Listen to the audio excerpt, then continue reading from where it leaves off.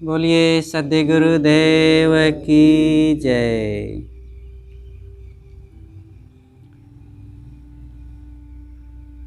अर्चनीय वंदनीय मुदमंगलमय संत समाज,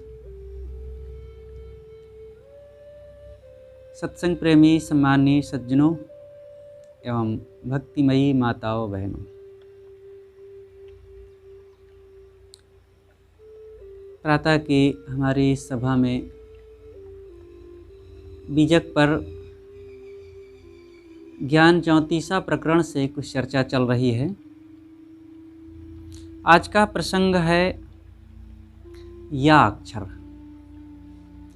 मन से संसार को निकालो।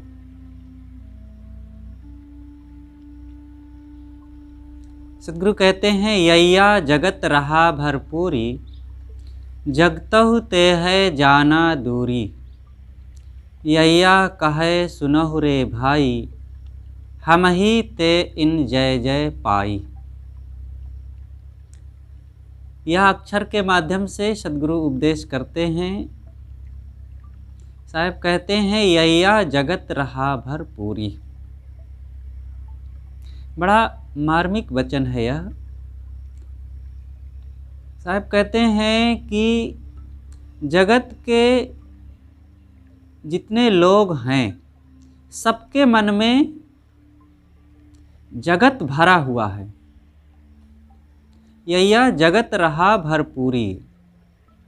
लोगों के मन में कूट कूट कर संसार की आसक्ति भरी हुई है, लेकिन जगतहु ते है जाना दूरी। ये ध्यान रहे, इस जगत को चाहे जितना अपने हृदय में संभालो, किंतु जगत को छोड़ करके एक दिन दूर जाना है।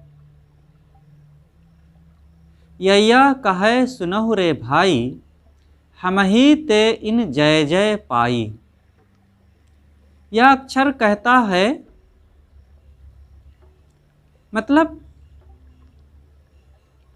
यहाँ पर सद्गुरु कहते हैं कि चाहे जितना तुम जगत को अपने पेट में भर लो, हृदय में समा लो, लेकिन ये साथ जाने वाला नहीं है। लोगों की मान्यता क्या है? हम ही ते इन जय जय पाई। हमारा घर, हमारा धन, हमारा परिवार, हमारा शरीर, हमारा पद, ये हम करने में ही लोग अपना कल्याण मान रहे हैं, जय जय मान रहे हैं। लेकिन ये हम हमार कहने से कल्याण नहीं होगा, बल्कि इसकी आसक्ति को छोड़ने की जरूरत है।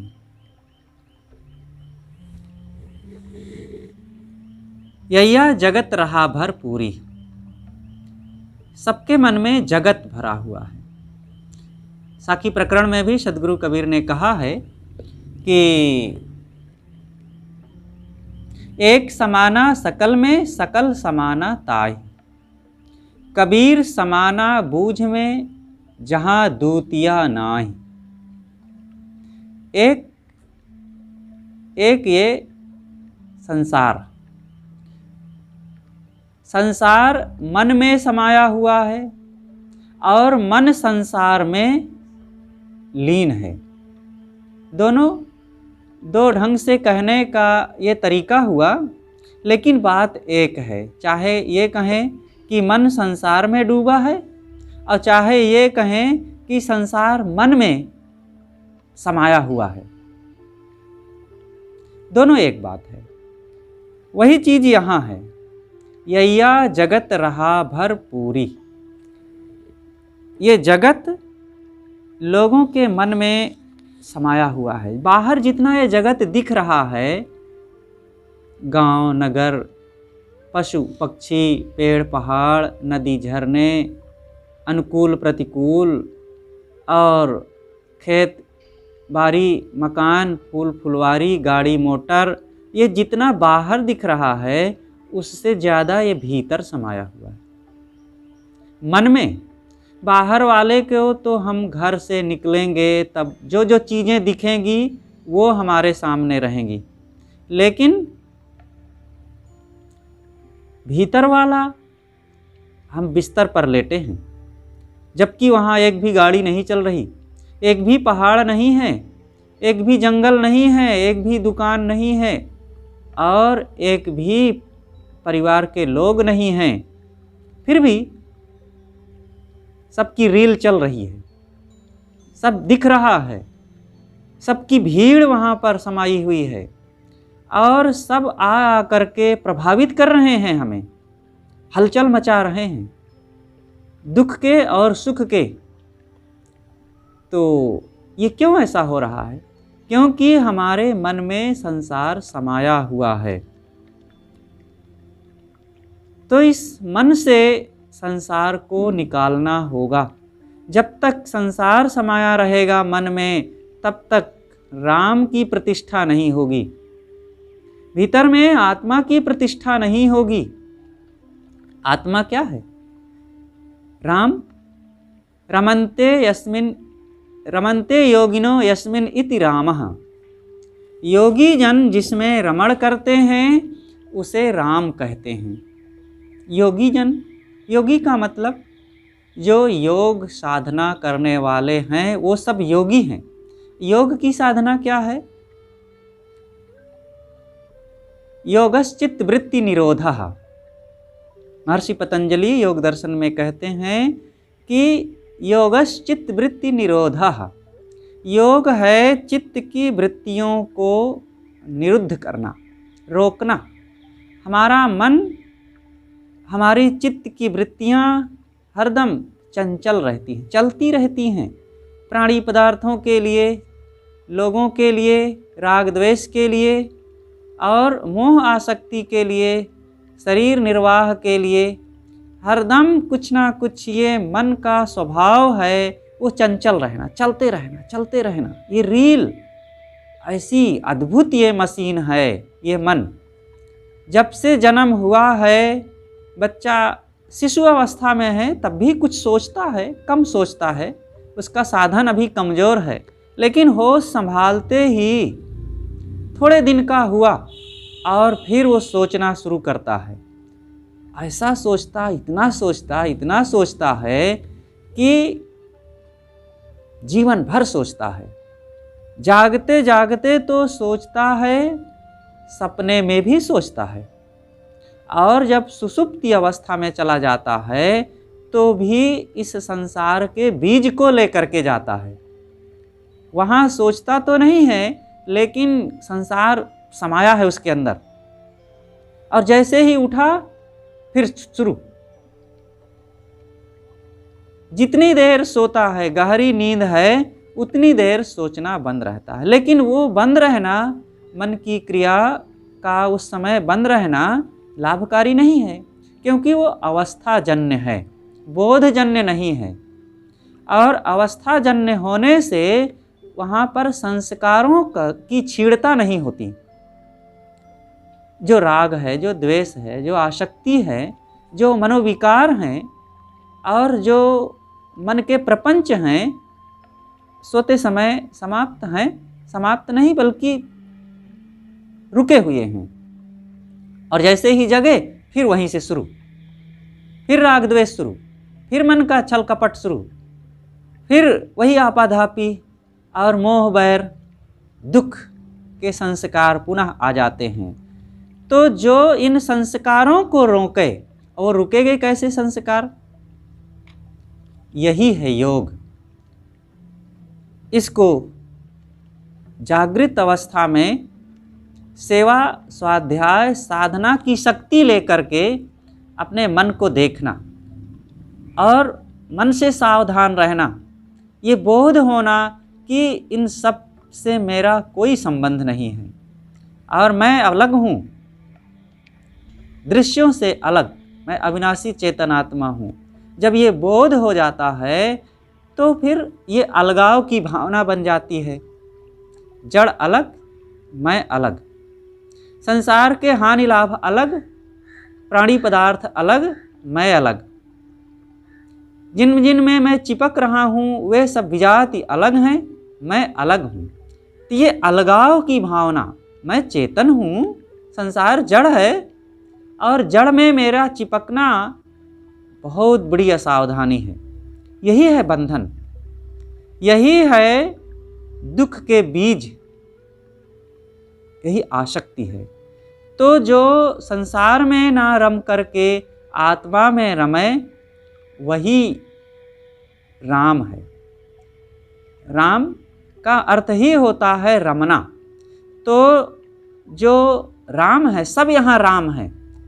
अविनाशी आत्मा को राम कहा गया है, इसलिए कहा गया है कि वो रमता है। अगर वो विषयों में रमता है तो फिर वो राम नहीं, मतलब गलत कर रहा है। आत्मा में रमना, तो रमन्ते योगिनो यस्मिन इति रामः, योगी जन जिसमें रमण करते हैं वो राम। तो हम राम में रमण करें। तो वही बात साहब यहाँ कहते हैं कि यैया जगत रहा भरपूरी, जगत में नहीं आत्मा में रमो। आत्मा में रमने वाला शांति पाता है, जगत में रमने वाला क्लेश पाता है, दुख पाता है, शोक संताप उसको मिलते हैं, रात दिन अशांति का अनुभव वो करता है। इसलिए अपनी तरफ लौटें। चाहे जितना हम दुनिया को पकड़े रहें, दुनिया में अपने मन को डुबाए रखें, लेकिन यहाँ की चीज़ें और यहाँ के प्राणी पदार्थ क्या हमारे साथ रहेंगे? साहब कहते हैं कि ये सब छूटने वाले हैं। जगतहु ते है जाना दूरी, जगत से एक दिन दूर चले जाना है। दूर का मतलब जिन प्राणी पदार्थों से आज हम जुड़े हुए हैं, जिनको अपना मान रहे हैं, इनको छोड़ करके अलग चले जाना होगा। मतलब इनसे कोई संबंध नहीं। मोह आसक्ति है, फिर कहीं चले जाएंगे, फिर कहीं से जुड़ जाएंगे। लेकिन अगर हम इस संसारी दृष्टि से भी सोचें कि इसको छोड़ करके चल देना है दूसरी जगह, तो इस ढंग से भी हमारे मन में मोह का अंत होना चाहिए। मान लो सदा के लिए हम रहते, तब तो मोह करना ठीक है, ये जायज़ लगता है कि चलो भाई यहाँ हैं, सदा के लिए उपयोग करना है, इनमें रहना है, तो इनको बनाए रखें, इनको अपने मन में बसाए रखें, चित्त को इसमें लगाए रखें। लेकिन छोड़ के चले जाना है। मुक्त नहीं हुए, कहीं गए जन्मे, तो भी यहाँ मोह करने की ज़रूरत नहीं, और मुक्त होना है तो भी मोह करने की ज़रूरत नहीं। मुक्त इसलिए हम हो पाएंगे क्योंकि जब यहाँ का राग द्वेष छूटेगा, और दूसरी जगह हम इसलिए चले जाएंगे क्योंकि यहाँ का राग द्वेष मन में लगा हुआ है, मोह बना हुआ है। तो दूसरी जगह जाएंगे तो फिर यहाँ छूट जाएगा। तो भी हर हाल में मोह का त्याग ही उचित है। मुक्त ना होने की इच्छा किसी को हो तो भी मोह करना व्यर्थ ही तो है। वर्तमान में मोह का परिणाम दुख होता है, आसक्ति का परिणाम दुख होता है, और कालांतर में, जन्मांतर में भी उसका परिणाम दुखदायी है। इसलिए साहब कहते हैं जगतहु ते है जाना दूरी, इस जगत को छोड़ करके दूर चले जाना है। इसलिए हम अपने मन को यहाँ से हटावें। जाको जाना उत घरा सो क्यों जोड़े मित्र, जैसे पर घर पाहुना रहे उठाए चित्त। जिसको उस घर में जाना है, इत पर घर उत है घरा, बनिजन आए हाट, करम करीना लाद के उठकर चालो बाट। सदगुरु कबीर की साखियाँ बड़ी ही काम की है, अचूक औषधि है। जो कोई इसका सेवन करे उसका रोग दूर। साहब कहते हैं जिसको उस घर में जाना है, फिर वो यहाँ क्यों मित्रता जोड़ता है। ऐसे ही उसको रहना चाहिए जैसे पहुना। पहुना कहीं जब पहुनाई करने जाता है तो एक दिन रहा, दूसरे दिन चलने को तैयार हो जाता है। घर वाले कहते हैं नहीं रुकिए आज, कह नहीं जाना है, कह नहीं रुकिए आज आपके लिए खाने पीने की कुछ विशेष व्यवस्था है, बहुत लुभाए ललचवाए तो रुक गया। दूसरे दिन कहता है नहीं अब जाना, कहे नहीं और रुकिए।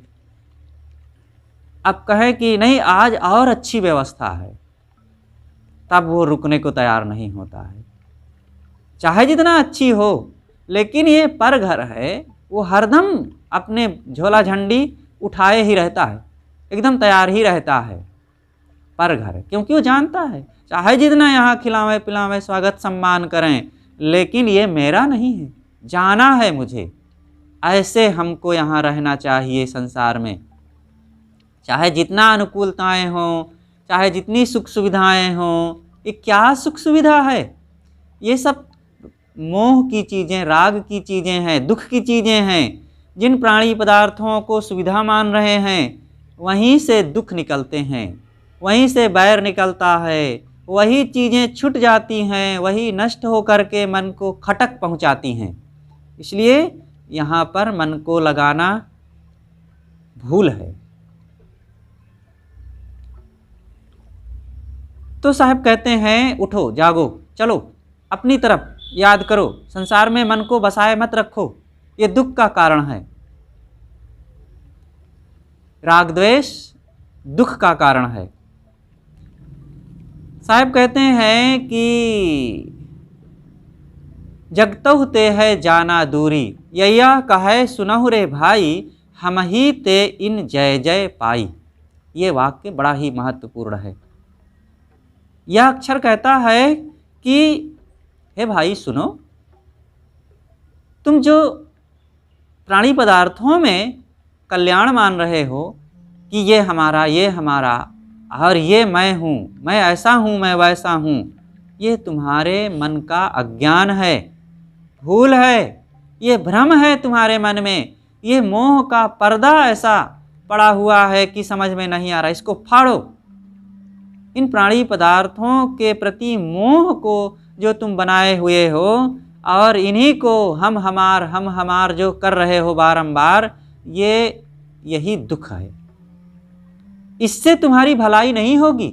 ये सब 4 दिन की चांदनी फिर अंधेरी रात।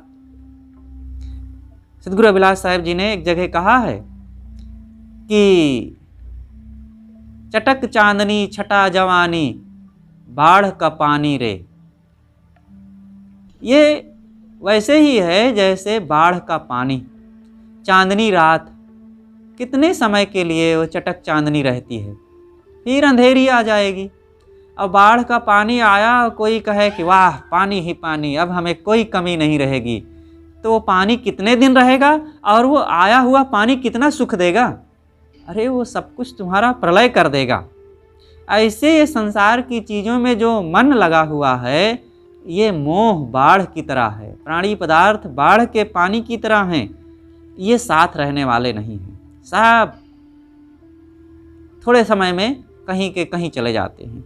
जिन पुत्रों को देख करके बड़े लुभाते हो, बड़ा आनंद माने हो, उनसे क्या मिल जाएगा? थोड़े दिन में वे बड़े हो जाएंगे, पढ़ने लिखने चले जाएंगे, आपकी नज़रों से दूर हो ही जाएंगे। फिर वे दूसरे प्रदेश में, दूसरी जगहों में, दूसरे नगरों में चले जाएंगे पढ़ने। फिर वे शादी कर लेंगे, दूसरी तरफ उनका मन लग जाएगा। उसके पश्चात नौकरी करने लग जाएंगे, दूसरे प्रदेश में, दूसरे देश में चले जाएंगे। आपको क्या मिलेगा उनसे? केवल मेरा मेरा कहते रहो, मन में ये अहंकार पाल करके केवल वासना बीज को पुष्ट करते रहो, बस, और कुछ मिलना जुलना है नहीं। ऐसे ही धन से, ऐसे ही घर से, हर चीज़ से ये केवल मान्यता की गुदगुदी लगती है और वो गुदगुदी हमारे मन में आसक्ति बन करके केवल दुख देती है। इसलिए साहब कहते हैं इस संसार को छोड़ना है। जब छोड़ना है तो फिर पहले से चित्त से उतारो। एक संत ने कहा है कि संसार से मन को हटा लेने के बाद अगर तुम यहाँ से जाते हो तो यही है मुक्ति, और संसार में मन को फंसाए फंसाए यहाँ से जाते हो तो ये है मृत्यु।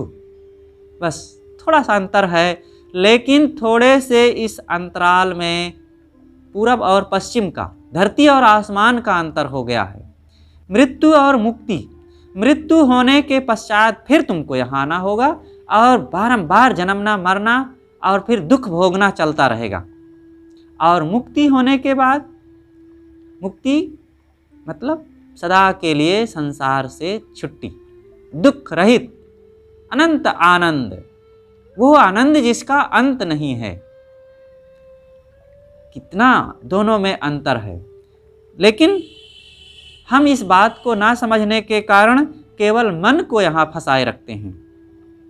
इसलिए इन प्राणी पदार्थों में कल्याण ना माने, इन्हीं में अपनी जय जयकार ना समझें, क्योंकि ये सब दुख के कारण हैं। कस्मलम दुख कारणम, स्वामी शंकराचार्य ने कहा है कि ये संसार दुख का कारण है, विकारी है, दोषपूर्ण है, इसलिए ये त्यागने योग्य है। आगे साहब कहते हैं, स्वरूप राम में रमो। क्रम से साहब बताते हैं, अभी तक बताए कि संसार में मत रमो, यहाँ से दूर चले जाना है, इसमें अपनी भलाई मत समझना, बहुत बड़ा धोखा हो जाएगा। अब आगे कहते हैं, राम में रमो। रर्रा रारी रहा अरुझाई, राम के कहे दुख दारिद्र जाई। रर्रा कहे सुनहु रे भाई, सतगुरु पूछ के सेवहु आई। रा अक्षर के माध्यम से सतगुरु कबीर साहब उपदेश करते हैं। मानो रा अक्षर कहता है, संसार में एक बहुत बड़ा झगड़ा है, रारी रहा अरुझाई, जिसमें सब उलझे हैं। वो कौन सा झगड़ा है? राम के कहे दुख दारिद्र जाई। लोगों का झगड़ा यह है, वो यही माने हैं कि राम राम कहने से हमारा दुख और दारिद्र समाप्त हो जाएगा, मतलब सारी पीड़ा समाप्त हो जाएगी। हम राम राम जपेंगे और इससे सारा दुख समाप्त हो जाएगा। लेकिन साहब यहाँ पर संदेह उत्पन्न करते हैं, क्योंकि भाई केवल विश्वास कर लेने से तो काम नहीं हो जाएगा, विवेक की जरूरत है। विश्वास में धोखा हो जाता है, तो विश्वास करना चाहिए, लेकिन साथ में विवेक को बसाए रखो। मनुष्य हो और हर चीज में परख की कसौटी लगाई जाती है, और जीव में परख का गुण होता है। इसलिए साहब कहते हैं कि सतगुरु पूछ के सेवहु आई, विचार कर लेना, सतगुरु से राय ले लेना और वहाँ पर समाधान कर लेना। ना समझ में आवे तो तब उस राम का सेवन करना, नहीं तो भूल हो जाएगी। रर्रा रारी रहा अरुझाई, राम के कहे दुख दारिद्र जाई। एक बहुत बड़ा झगड़ा है कि राम के कहने से दुख मिटेगा कि राम में लीन होने से दुख मिटेगा, यही झगड़ा है। अब इस झगड़े का कौन निदान करे? कोई बोधवान सद्गुरु करेंगे या स्वयं का विवेक करेगा? और इन दोनों से हम दूर पड़े हुए हैं, ना सद्गुरु की शरण में गए। इसीलिए सद्गुरु कबीर ने कहा, जाको सद्गुरु ना मिला व्याकुल दहु दिस धाय। आँख न सूझे बावरा घर जरे घूर बुताए। जब तक सद्गुरु नहीं मिलते हैं, केवल मन की पीड़ा बनी रहती है। जाको सद्गुरु ना मिला व्याकुल दहु दिस धाय। एक गुरु के ज्ञान बिन भटक मुआ चहु और। साहब कहते हैं, एक गुरु के ज्ञान बिना मनुष्य संसार में सब तरफ भटकता है। वही बात यहाँ साखी में कहते हैं कि व्याकुल दहु दिस धाय। व्याकुल होकर के, अशांत होकर, दुखी होकर के सब तरफ भटकते हैं हम। तो हम राम को विवेक करके समझें। वो राम क्या है? बिना विवेक के केवल मन में दुविधा बनी रहती है और कर्तव्य अकर्तव्य का बोध ना होने से कुछ भी उल्टा पलटा करते जाते हैं। कुछ भी करने से काम नहीं बनेगा। भोजन करना है, कुछ भी खा लेने से थोड़े काम हो जाएगा। किसी से व्यवहार करना है, बात करना है, कुछ भी बोल देने से काम थोड़े बन जाएगा। बाजार गए हैं सामान लेने, जो ज़रूरत है वही तो लेना चाहिए, कुछ भी ले करके चले आवें। खेत में कुछ भी बो दें हम, हर चीज पर तो आदमी सोचता है, फिर अपने जीवन पर क्यों नहीं सोचता है? कुछ भी करता चला जाता है, खाने पीने पर विचार नहीं। वो दाल भात चावल खाता है तो अंडा मांस मछली भी खा लेता है, उसके बाद पान खा लेता है, तंबाकू खा लेता है, शराब पी लेता है, फिर गुटखा झाड़ लेता है। ये कुछ भी करते जाएंगे तो इससे काम हो जाएगा? विचार करो, क्या खाना चाहिए क्या नहीं खाना चाहिए। हर चीज पर आदमी कई बार भौतिक चीजों पर सोचता है, लेकिन जहाँ जहाँ आसक्ति होती है, जहाँ जहाँ मन में मूढ़ता छा जाती है, वहाँ वहाँ हम अविचार पूर्वक करने लग जाते हैं। आसक्ति एक ऐसा बंधन है, जैसे बहेलियों पक्षियों को फंसाने के लिए लाशा होता है।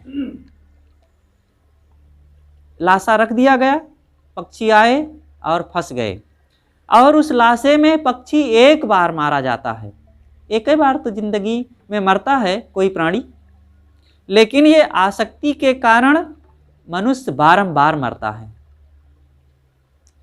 आज का शरीर दुख भोगते हुए किसी तरह घसीटा और मर गया, और यही आसक्ति फिर पुनः जन्म लेने के लिए कारण बन जाएगी, और फिर जन्मेंगे और मरेंगे, और फिर जन्मेंगे मरेंगे। ये आसक्ति का दुख इतना प्रबल होता है। एक जहर खा लेने से व्यक्ति का एक बार ही प्राणांत होता है, एक बार ही मरता है, लेकिन ये आसक्ति ऐसा जहर है कि बारंबार व्यक्ति को मारता है। इसलिए साहब कहते हैं कि राम को पहचानो। असली राम क्या है? राम के कहे दुख दारिद्र जाई, राम ररा रारी रहा अरुझाई, राम के कहे दुख दारिद्र जाई। संसार में यह झगड़ा उलझा हुआ है। राम राम कहने से सब दुख दरिद्रता मिट जाती है।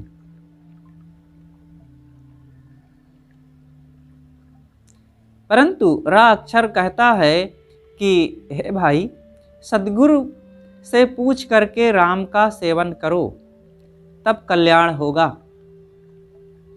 सद्गुरु से पूछ लो क्या करना चाहिए क्या नहीं करना चाहिए। अपने कर्तव्य अकर्तव्य का बोध तो होना चाहिए। राम के कहे दुख दारिद्र जाई, राम के कहने मात्र से लोगों के मन में यही बात मजबूती से घर कही कर गई है कि बस राम राम जपो दुख दूर हो जाएगा, लेकिन जपने से काम नहीं होगा। शास्त्रों में भी नहीं है ये बात कि राम राम जपने से कल्याण हो जाएगा।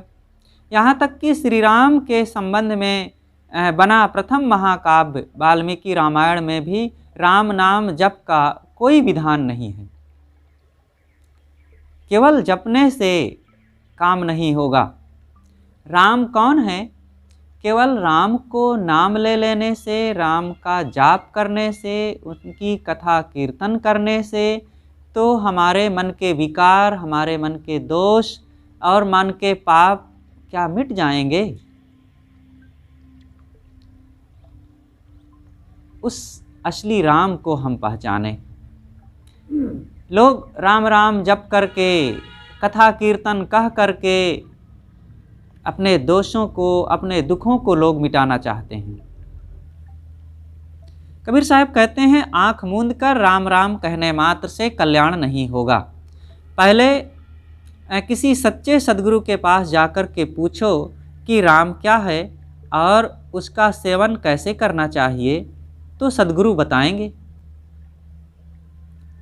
राम, शिव, हरि, ब्रह्म, खुदा, गाड, सतनाम, गुरु नाम, परमात्मा आदि अनेक नामों से हम उसकी चर्चा करते हैं, उसको याद करते हैं। इसमें कौन बड़ा कौन छोटा है? इनमें जिसको जिस नाम से श्रद्धा हो जपे, लेकिन बाहर केवल नाम जपने से कल्याण नहीं होता है।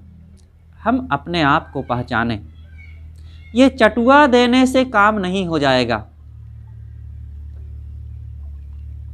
चाहे वो राम का नाम हो, शिव का नाम हो, कृष्ण का नाम हो और विष्णु का नाम हो और कोई भी नाम हो, कबीर का नाम ही ले लो। कबीर, कोई कबीर कबीर जप करके कल्याण पाना चाहे, कल्याण नहीं होगा। ये सभी महापुरुष हैं। सदगुरु कबीर ने कहा है, कबीर पोंगरा अल्लाह राम का सो गुरु पीर हमारा, जेते औरत मर्द उपाने सो सब रूप तुम्हारा। कबीर पोंगरा अल्लाह राम का सो गुरु पीर हमारा। जितने भी महापुरुष हैं वे सब अल्लाह और राम के पोंगरे हैं। पोंगरा नाम बच्चा।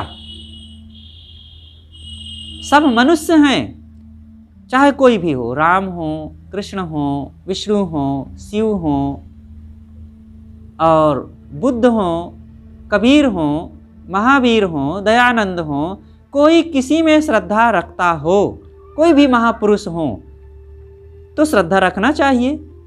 वे पूज्य हैं और उनकी बातों से हमारा कल्याण होगा। ये सब उसी परमात्मा के मानो बच्चे हैं। लेकिन इनका नाम जप करके केवल हम कल्याण चाहें तो कल्याण नहीं होगा, काम नहीं होगा।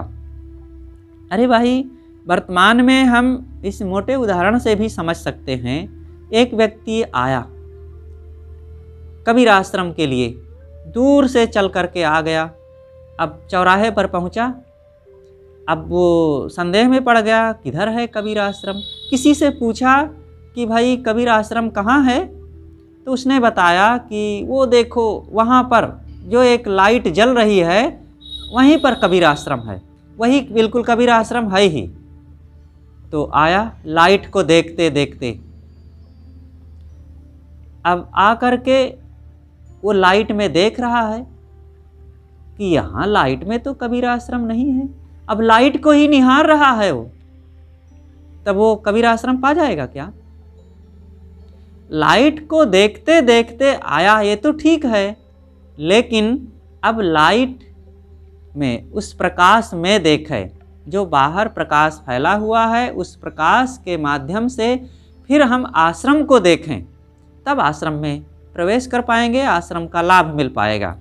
इसी प्रकार महापुरुषों को हम पहले याद करें, उनको जानें, फिर उनके ज्ञान और विवेक विचार में हम जिएं, न कि हम केवल उनका नाम रटते रह जाएं। महापुरुषों को हम पढ़ लिए, जान लिए कि ये ऐसे हैं, अब इसके पश्चात फिर उनके विचारों को हम अपनावें। लेकिन ऐसा ना करके हम राम को मानते हैं, राम की नहीं मानते। लेकिन राम को मानने से काम नहीं होगा, राम की मानने से काम होगा। राम को मानने का मतलब है हम राम राम जपें और उनकी बड़ाई करें। वे धनुर्धारी हैं, चक्रधारी हैं, गदाधारी हैं और पीताम्बरी हैं और मुकुटधारी हैं, बड़े सुंदर सुंदर लगते हैं और वे हंसते हैं, मुस्कुराते हैं, बड़े अच्छे लगते हैं। ये राम को मानना हुआ। और राम की मानना यह हुआ कि राम ने माता पिता की आज्ञा मान करके कठोर जंगल का रास्ता अपना लिया। आज्ञा पालक थे, माता पिता के आज्ञाकारी थे। राम ने भाई के लिए राज त्याग दिया, लोभ नहीं किए। ये राम के आदर्श हैं। राम एक पत्नी व्रती थे, ये राम का आदर्श है। राम सदैव मर्यादा पुरुषोत्तम रहे, मर्यादाओं में रहे, कभी मर्यादाओं का उल्लंघन नहीं किए। उनके जीवन में कोई दुर्गुण दुर्व्यसन नहीं होने पाया। उन्होंने सब समय लोगों की सेवा किया, ऋषि मुनियों की संगत करके, उनके सत्संग करके, उनके बताए हुए पथ का ही अनुसरण किए। ये राम का रामत्व है। वे साहसी थे, वे वीर पुरुष थे, वे घबराने वाले नहीं थे और दुखों में कभी वे देवी देवता को नहीं पुकारे। ये राम का रामत्व है। ये है राम को मानना असली। केवल हम बाहर से कथा कीर्तन करते रह जाएं, नाम जपते रह जाएं, तो साहब उसके लिए कहे हैं, राम के कहे जगत गति पावे, खाण कहे मुख मीठा, पावक कहे पाँव जो डाहे, जल कहे तृषा बुझाई। खूब साहब ने गिनाया है। फिर अगर राम राम कहने मात्र से गति मिलती है, मुक्ति मिलती है, तो फिर शकर शकर कहने से मुख मीठा हो जाना चाहिए और आग आग कहने से पैर गर्म हो जाना चाहिए। ऐसा नहीं होता है। केवल शब्द उच्चारण से काम नहीं बनेगा। शब्द का जो भाव है और शब्द जिसका है उसके आचरण हमारे हृदय में प्रवेश करने चाहिए। तो सद्गुरु कहते हैं कि रर्रा रारी रहा अरुझाई, राम के कहे दुख दारिद्र जाई। राम के कहने से दुख मिट जाता है, भवसागर सूख जाता है। ये बात सच नहीं है। ये रट्टू तोता होने से काम नहीं बनेगा। वो तोता कैसा था? एक बहेलिया था। वो रोज पक्षियों को फंसाता था। एक दिन वो ना जा सका, अपने बेटे से कहा कि बेटा जाओ, आज तुम जाल फैलाना और पक्षियों को फंसा के लाना और बेचना है, तभी तो गुजर बसर होगा। तो बेटा गया, जंगल गया, तो वहाँ सुनता है कि सब पक्षी कुछ बोल रहे हैं। वे बोल रहे हैं कि बहेलिया आएगा, जाल बिछाएगा, दाना डालेगा, मुझको फंसाएगा और मैं नहीं फंसूंगा। वो घबरा गया, अरे ये तो सब पढ़े लिखे हैं। कारण ये था कि एक महात्मा ने सिखा करके एक तोता को जंगल में छोड़ दिया। अब वो तोता यही बोलने लगा, तो उससे सारे तोते सीख लिए और सारे तोते बोलने लग गए। अब वो व्यक्ति घबरा गया कि अरे ये तो सब शिक्षित हो गए, कहते हैं मैं निश्चित ही नहीं फंसूंगा, तो मेरा जाल फैलाना बेकार है, क्यों व्यर्थ में मेहनत करूं। लौट आया। पिता ने पूछा क्यों फंसाया नहीं? कहे पिताजी अब हम लोग नहीं फंसा सकते हैं पक्षी। क्यों, क्या बात है? सभी तोते शिक्षित हो चुके हैं। वे कह रहे हैं बहेलिया आएगा, जाल बिछाएगा, दाना डालेगा, मुझको फंसाएगा, मैं निश्चित ही नहीं फंसूंगा। तो अब क्या फंसाना? वे कह रहे हैं हम नहीं फंसेंगे। लेकिन पिता ने कहा कि तूने जाल डाला कि नहीं? कहे नहीं डाला तो नहीं। कहे जाकर एक बार डाल कर देख। गया, जाल डाला, दाना फैला दिया और दूर जाकर के बैठ गया। पक्षियों का झुंड आ गया, जाल में बैठ गया, दाना चुगने लगा और अब बोल भी रहे हैं, बहेलिया आएगा, जाल बिछाएगा, दाना डालेगा, मुझको फंसाएगा और मैं निश्चित ही नहीं फंसूंगा। और इतने में बहेलिये ने रस्सी खींच लिया, जाल में सभी पक्षी फंस गए और जाल के अंदर भी अब बोल रहे हैं, बहेलिया आएगा, जाल बिछाएगा, दाना डालेगा, मुझको फंसाएगा, मैं निश्चय ही नहीं फंसूंगा। और बहेलिया ले जाकर के मार्केट में अब बेच दिया और जाल में फंसे फंसे सब बोल रहे हैं कि मैं नहीं फंसूंगा और फंसे हैं। ऐसे ही हमारी दशा है। बिना भाव को समझे केवल रटने से काम नहीं होगा। राम राम रटें, चाहे सतनाम रटें, चाहे गुरु नाम रटें, चाहे कबीर नाम रटें, चाहे अल्लाह नाम रटें, सबका नाम केवल नाम बड़ा नहीं है, नाम का भाव बड़ा है और उस भाव को हम समझें। जब तक भाव को नहीं समझेंगे केवल शब्द से काम नहीं होगा। शब्द बड़ा कि जीव, ये शब्द सब समान हैं। शब्द की कल्पना करने वाला बड़ा है, हम उसको समझें, उसका बोध प्राप्त करें। इसलिए साहब कहते हैं, राम के कहे दुख दारिद्र जाई। राम के कहने से केवल दुख और मन की पीड़ा नहीं मिटेगी। रर्रा कहे सुनहु रे भाई, सतगुरु पूछ के सेवहु आई। राक्षर कहता है, सदगुरु से पूछ करके परखत खरी परखावत खोटी। जो चीज़ हम अपने जीवन में माने बैठे हैं कि यही सच है, यही सोना है, असली सोना यही है, लेकिन जब परखाया गया किसी से तो पता चला कि अरे तो कांच की गोली हम लिए बैठे रहें। एक जौहरी के यहाँ एक व्यक्ति काम करता था, तो बहुत दिन हो गए करते करते, लेकिन अब जौहरी कितना देता, काम करने का मेहनताना दे देता था कुछ रुपए। एक दिन की बात, अचानक उसकी मृत्यु हो गई। अब तो उसकी पत्नी और उसका एक छोटा बच्चा, उनका गुजर बसर होने में बड़ी दिक्कत हो गई। लेकिन जौहरी ने सोचा कि जो व्यक्ति मेरे यहाँ इतने दिनों से काम कर रहा है, उसके परिवार के लिए तो मुझे कुछ व्यवस्था करना चाहिए। और इधर जिसकी मृत्यु हो गई थी, उसकी पत्नी ने भी सोचा कि आखिर गुजारा कैसे होगा, घर में बैठे रहने से तो काम चलेगा नहीं, मैं अपने बच्चे को भेजूं, कौन जाने दया करके वे कुछ रोजी रोटी दे दें। तो वो बच्चा एक दिन गया वहाँ और उसने एक कांच की गोली पाया था कहीं। वो सोचा कि ये तो हीरा है और इसको मैं भुना करके लाऊं तो शायद हमारा जीवन गुजर बड़े आराम से हो सकता है। तो वो गया उसी जौहरी के यहाँ और कहा कि आप इसको रख लीजिए, मुझे पैसे दे दीजिए, ये एक हीरा है। तो वो समझ गया कि अगर मैं बच्चे को कह दूंगा कि नहीं बेटा ये हीरा नहीं कांच है, तो ये यही कहेगा कि देखो बच्चा समझ करके मुझे झुठला दिए।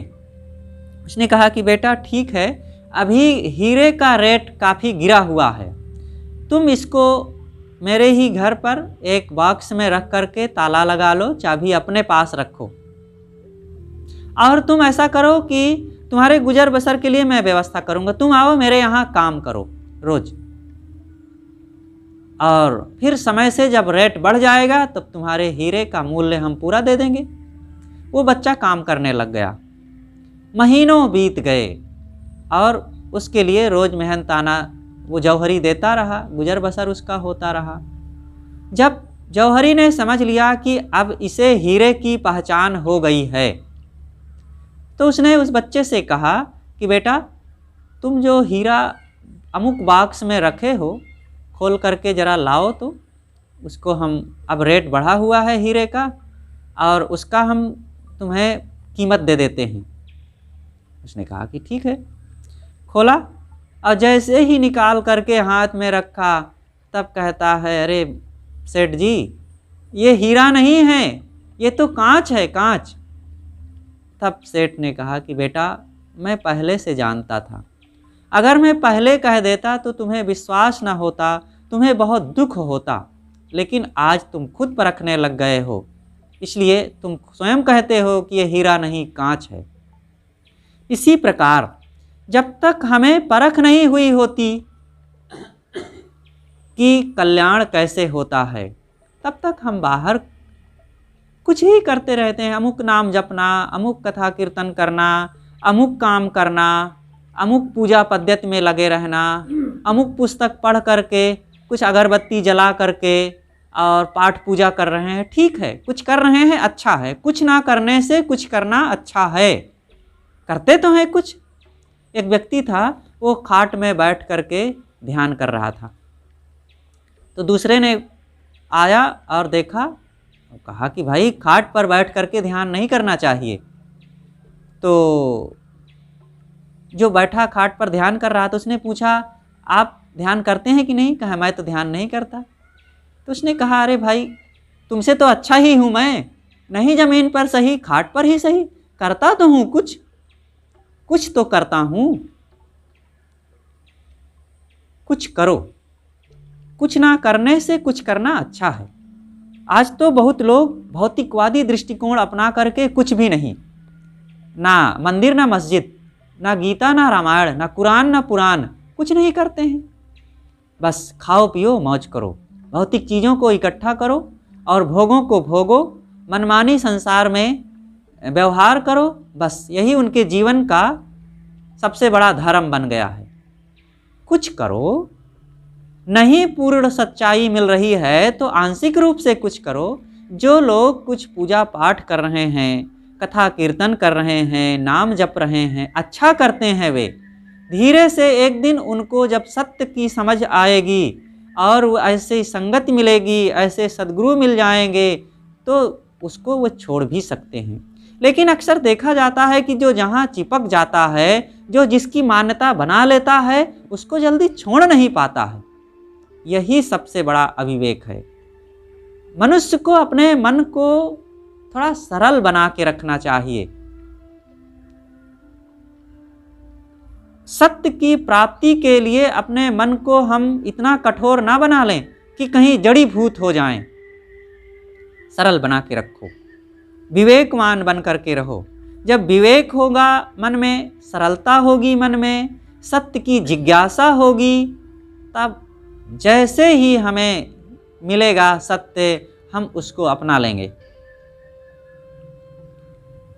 तो हम कुछ करते हैं, ये अच्छी बात है, लेकिन जहाँ लग गए वहीं अटके ना रह जाए। जैसे विद्यार्थी पढ़ने के लिए जाता है तो कक्षा 1 में पढ़ना शुरू किया और का से कबूतर, खा से खरगोश, गा से गमला, घा से घड़ी आदि पढ़ता है।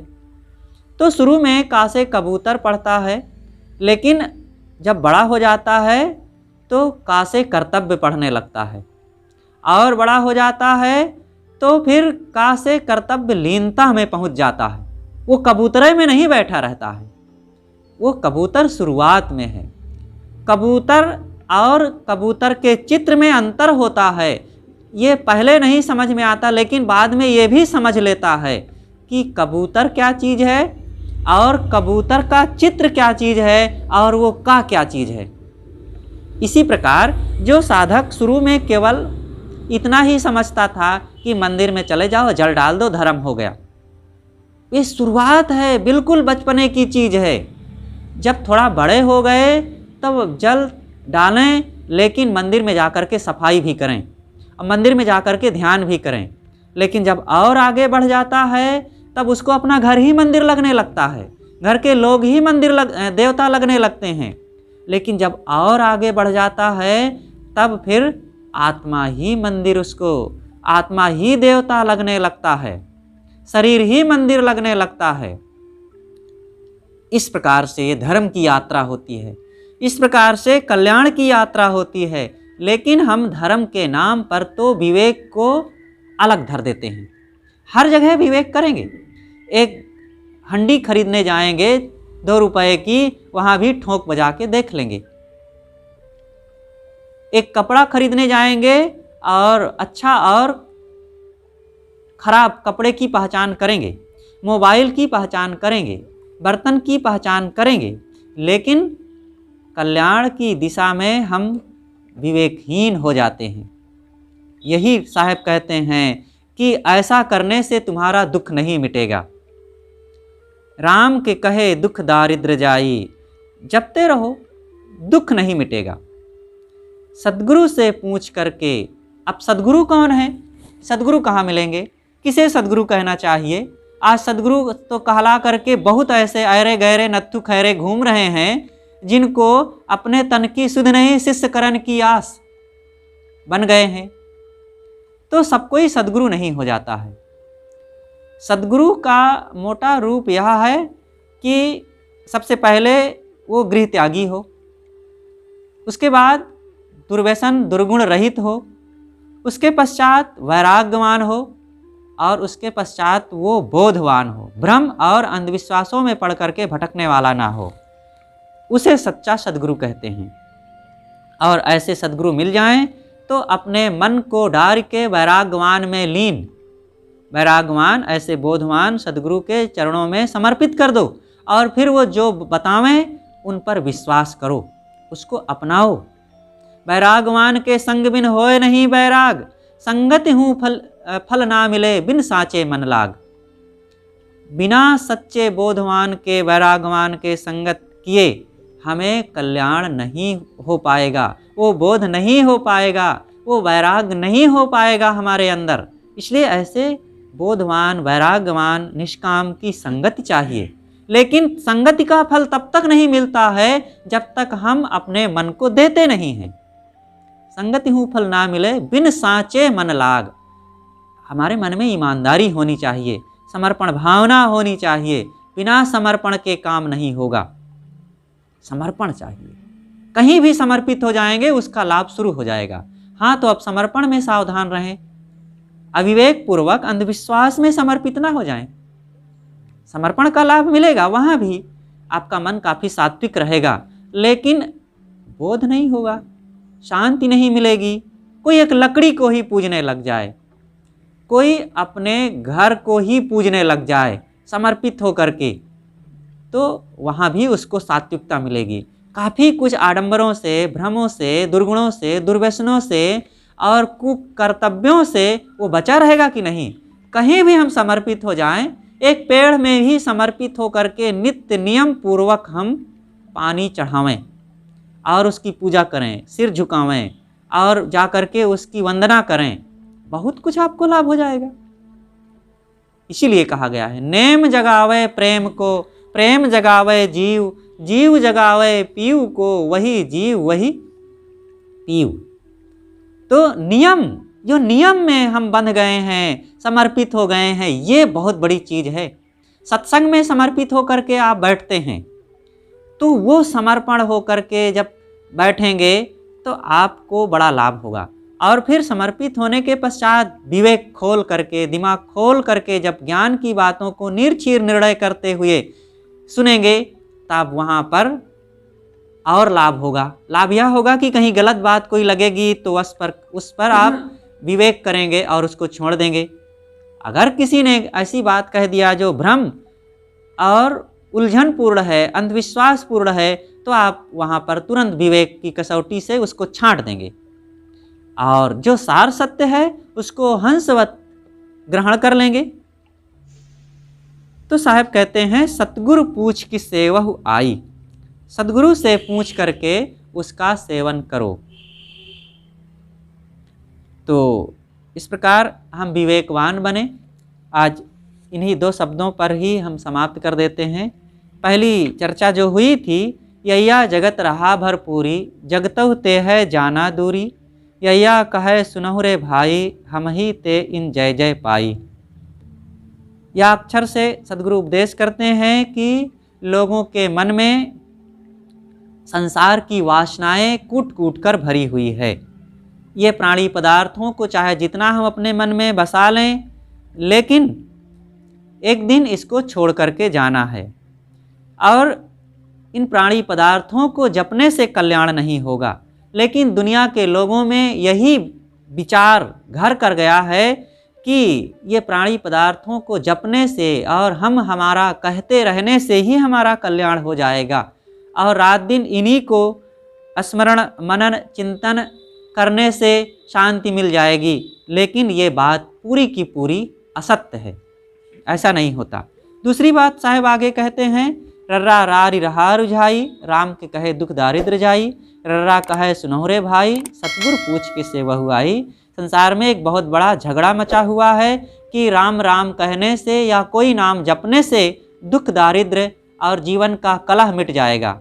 लेकिन साहब कहते हैं कि हे भाई सुनो, सतगुरु से जाकर के अगर ये बात तुम्हें नहीं समझ में आती है तो किसी बोधवान से निर्णय लो, उनसे सलाह लेकर के सत्य को परखो।